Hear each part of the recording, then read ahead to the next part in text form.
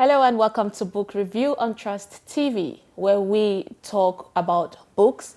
We bring you interviews with authors, international and African authors, publishers, editors, basically everything about books, its importance, and of course, we also bring you about adaptations and also trying to inculcate the habit of book reading in the younger generation these days. I am your anchor, Sumaya Abubakar. Don't go nowhere. When we come back, you would see our guest for today.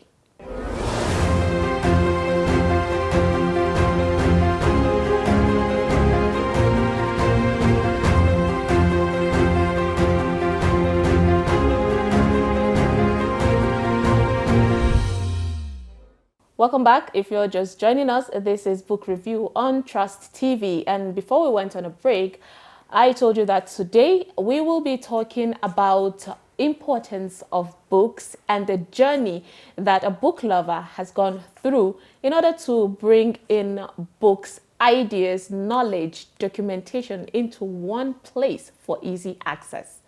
Now, on today's episode, we have our guest who is the first director of library research and documentation in Nigeria, the first to bring the Presidential Library to Africa in Abeokuta.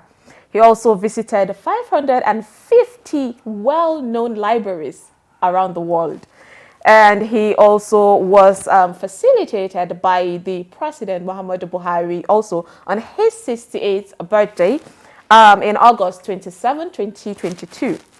This person has actually collected books for 50 years. He has about 750,000 pictures collected. Now he's collected magazines and much more. He is the founder of a Biography Legacy Research and Foundation in Nigeria, the BLEF. Join me in welcoming Dr. Nyakno Oso. Welcome, sir. Thank you so much. I hope I did justice to justice to intro, because I feel like there is still a lot of accomplishments that I haven't mentioned here. Yes. So tell us about your journey on book research and documentation, sir. Yeah, well, thank you so much for this interview. I appreciate in the sense that what we do here at BLEF is Biographical Legacy and Research Foundation, is we try to say we celebrate achievers in Nigeria. That's for the who's who aspect of it.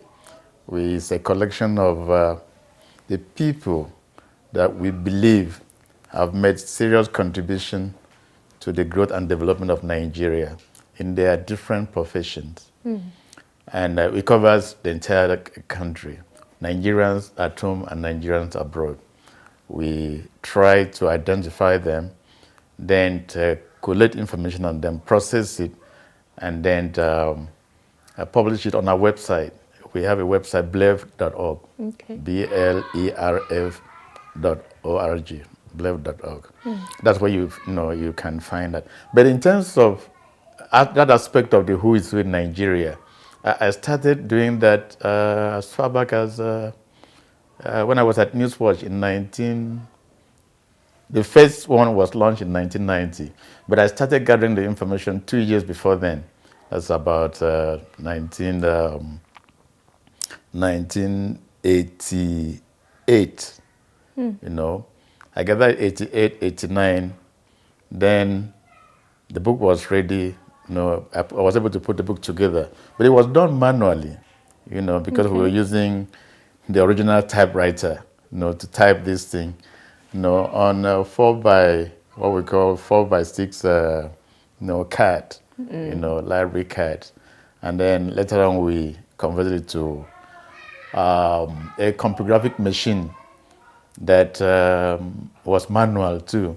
It was quite stressful thing to do, but because I wanted something for my country, something for my nation. I had traveled around the world and I saw that there were who is who, in every country. identifying with the makers, the shakers, the movers of that country, and it was not in Nigeria. The Daily Times of Nigeria, in fairness, used to publish something like that, but it was such a tiny, like a pamphlet. Column. Okay. Yes, and I said, well, this is not good enough for Nigeria. That what is worth doing is worth doing well. So I settled to go into the research of it, gather the information, put it together, and publish the first, most authoritative, we used to call it a biographical encyclopedia on Nigerians, the Newswatch Who is Who in Nigeria. But it was totally my own creation, my own initiative. It was my own production. Everything was because I wanted it done. I wasn't doing it because that was not my main assignment at Newswatch. My main assignment was I was in charge of research, and then also writing. But that was my first show, the Newswatch Who is Who in Nigeria. When it came out in 1990, we presented it in 1990, the American State Department instructed the United States Information Service in Nigeria to buy about 300 copies of the publication. Of the Who is Who? Of the Who is Who in Nigeria. Because that was the first time they ever saw something like that. And it contained close to about 6,000 names. Okay. What I have now on the website is close to about 35,000. Yeah, but we are aiming at making it about 1 million Nigerian names of achievers out of over 200 million Nigerians. We should be able to identify at least 1 million Nigerians who have made contribution in their different sectors, different career, different professions, to building up Nigeria to what it is today.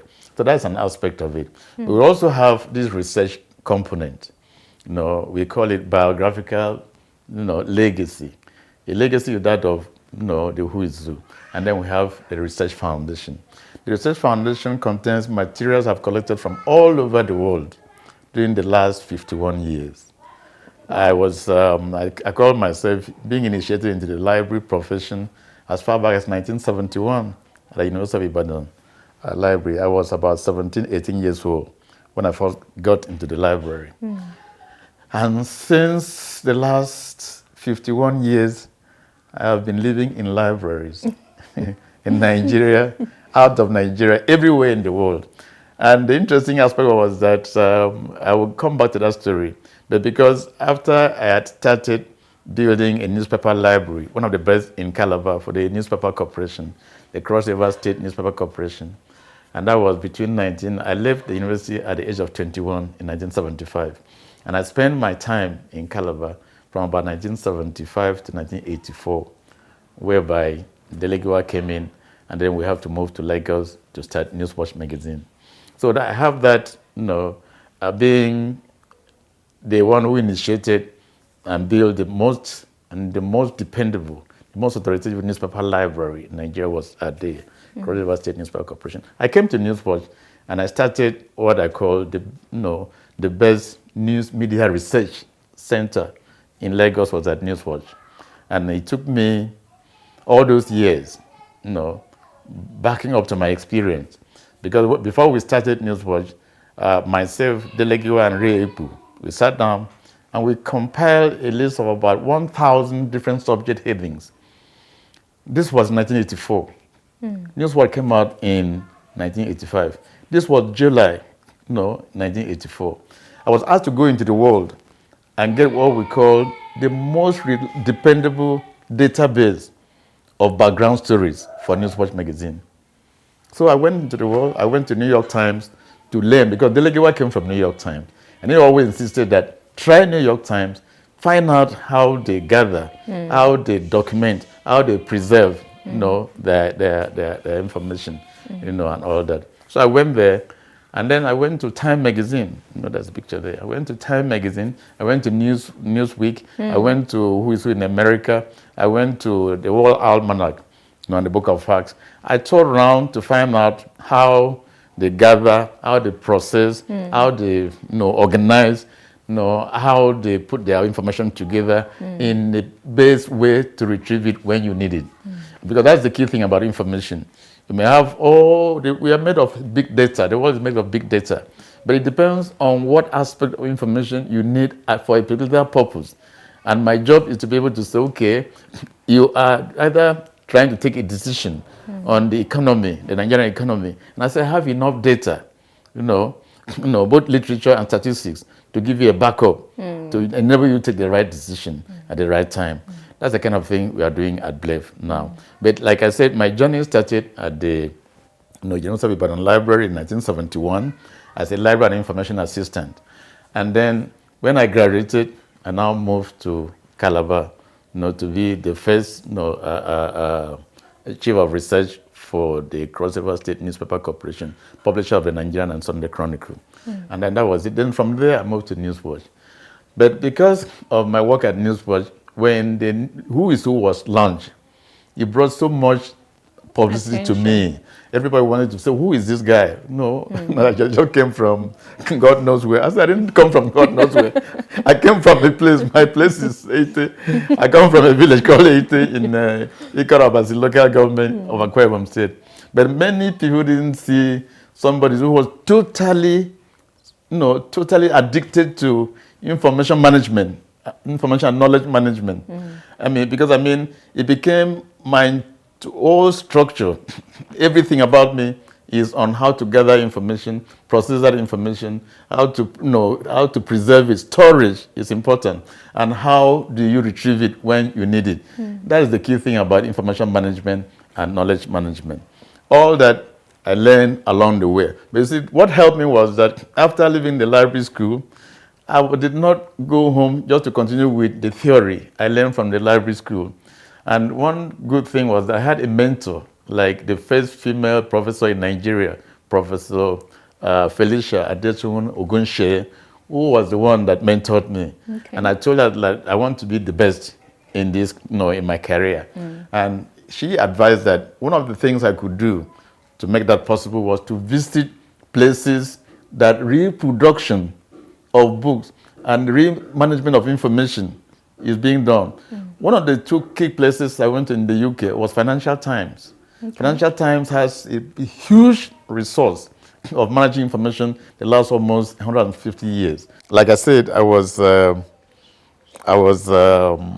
invited to the White House, to see how information in the president's office, is being managed, is being organized. But I said, surprisingly, I was disappointed when I didn't see civil servants handling files that we were handling here in Nigeria. Rather, it was an organization called NARA, National Archive and Record Administration, that were in charge of the files, of the information, you find in the president's office. What they do is that they take it from there, clip the file when the file is full, take it to an underground system where they have an office, and then process in such a way that when the President of America is asking for that information, any information, it's about 5 seconds, real time. Just a click, and the President must get that information immediately. It's not a question of saying, let me go and think about where we can. No. That information is preserved. That information is produced, retrieved, we call it retrieval, immediately, in seconds. So that gave me some inspiration that can be done also in Nigeria, that I can come back to Nigeria and plan a system like that, whereby we can also process our information, store it, and then organize it, then document it and preserve it in a situation that you can retrieve it when the president is looking for it. And I'm telling you that for the 25 years I spent with President Olusegun Obasanjo, there was no information on anything under the heavens that I did not give it to him in real time. There was no information he lacked to want to take any decision throughout his 8 years inside Aso Rock.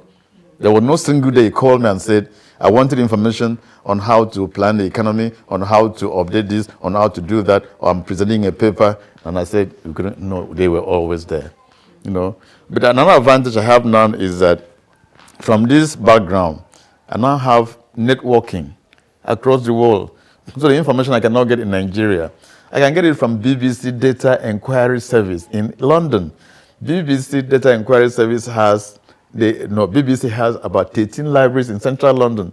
Many people are not aware of it. They contain information of all the countries they colonized, Nigeria being one of the biggest. So they have so much information on Nigeria. And when I was doing the Presidential Library, I also get a lot of information from there.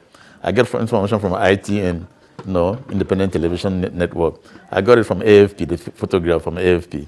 That's it, and all that. So what I'm saying is that, the networking I now have, and there's a place they call Central Office of Information. Many people are not aware of it. Central Office of Information in England was created when which is said that during the Second World War, that the Minister of Information couldn't provide sufficient information for the Prime Minister at that time. And he decided to shut them down and create an office called Central Office of Information, where information is managed commercially. So if you want information, now you go and buy it there. It's not free. So I also went there, and then I sat down there to also learn how they gather the information, process, store, and retrieve. So all these components, gave me strong, sense of direction on what to do with the Olusegun Obasanjo Presidential Library. So now I was going back to implement a proposal I submitted to you in 1988, which he never thoroughly looked at until he went to jail and came out in 1998, 10 years after, and then sent for me to say, okay, we should run that. So that gave me that exposure that I never expected all my life. For instance, I would have met with 4 American presidents from my village in Ete. What is my connection with meeting with 4 Americans? They don't meet with their president. But because of the presidential library system and then the encouragement I had with them, because when I got there at Nara, they told me that a group of people came from Indonesia and they wanted to design a library like our own American presidential library system.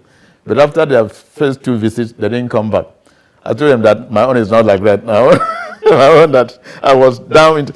Somebody like Clinton gave me opportunity to sit down with him for more than 10 times.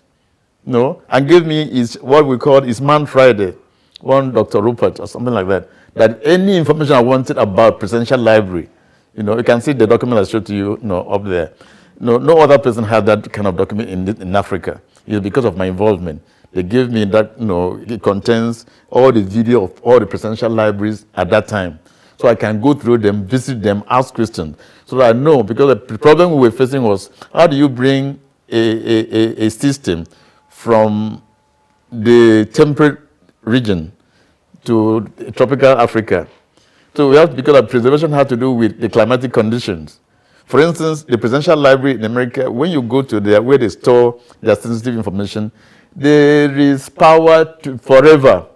In fact, they produce it to the extent that the paper used in the office of the president, the White House, to write this A4 paper is specially done for them, that paper cannot break until after about 100 years.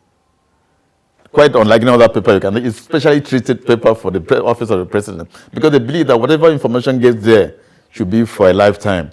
So that whoever, a scholar, an historian, whoever wants to do research, whoever wants to learn from it, can have the document to see it. And then that's why stealing is reduced, because you don't destroy your records there.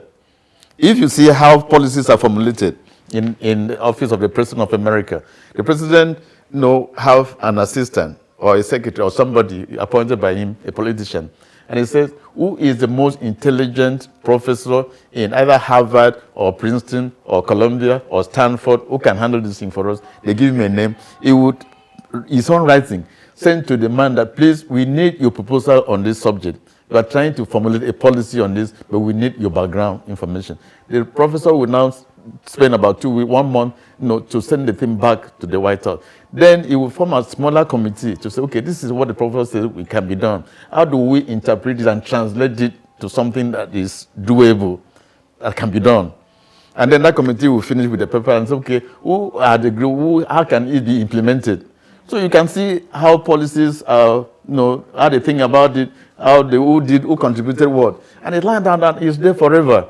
The value that sort of thing is not for the American president, it's for the American people to know who we, the people, need the information and things like that. So that was what I was trying to do for the presidential library. But outside that, after 25 years with the presidential library involvement, I decided that I should come out and on my own go back to my first love, which was the Who is Who series, that I should enable you to grow. But how do I do it? Because the information was contained in in the, what we call the, no, the one that is there, it was in the print, edition. And it was done manually. So yeah, this is the one. So this thing was done by typewriter and all that.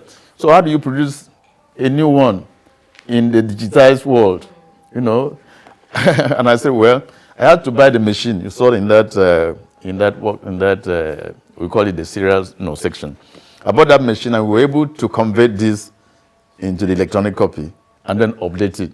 So what I have inside Bleu Who Is Who in Nigeria, is information that was converted from my original Who Is Who and then being updated up to this moment.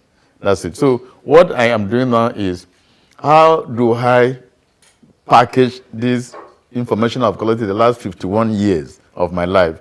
How do I put it together, preserve it, classify it in such a way that when anybody, any leader, any politician, any scholar, any student, they want information relating to any aspect of it, I will be able to present it to them in an accurate, authoritative way, knowing that you are using the right information, to do your, take your decisions, and that's it. So you showed us this quick, in the tour you gave us, you showed us a picture of you took yourself to school. Was that a quote? Yeah, that's it. Just give us a short story of how that came about. Okay, why I was trying to do the second edition of the Who Is Who in Nigeria in 1998, the editor of the Sunday Times, in Lagos, arranged to interview me. And I attended the interview at Daily Time. I didn't be there. And somewhere along the line, he asked me, how did you bring yourself up to be in love with books and doing what you're doing? Mm-hmm. And then you are so committed to it, you are so passionate about it. I said, well, it's a long story, but I'm going to make it short. That when I grew up, I found 2 books on my father. My father was a pastor. I found 2 books on his table. The books, one of the books was John Milton, Pilgrim Progress, and the other one was a Bible. Up till now, I'm sitting down here, I cannot remember how I was able to open that book and read. Nobody sat at my back and said, okay, pronounce this, say this and this and this. It just came as, I don't know how to describe it.